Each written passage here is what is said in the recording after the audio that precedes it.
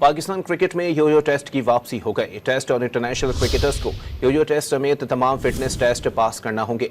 मजीद जानते हैं don news के नुमाइंदे इमरान सिद्दीक से। इमरान, क्या तफसीलात हैं? हाँ जी, बिल्कुल। T20 वर्ल्ड कप में हमने देखा कि पाकिस्तान टीम के खिलाड़ियों के फिटनेस पर सवालिया निशान थे और काफी खिलाड़ी जो है वो अनफिट नजर आ रहे थे।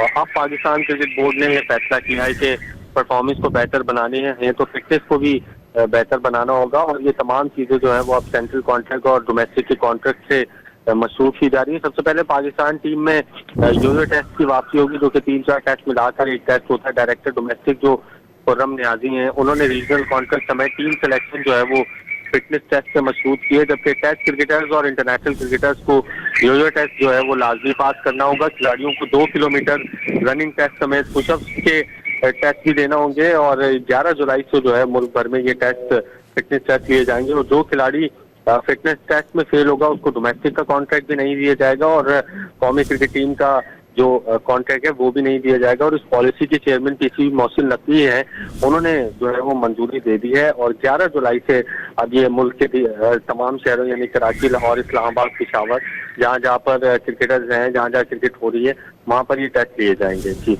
बहुत शुक्रिया इमरान सिद्दीक अपडेट करने के लिए।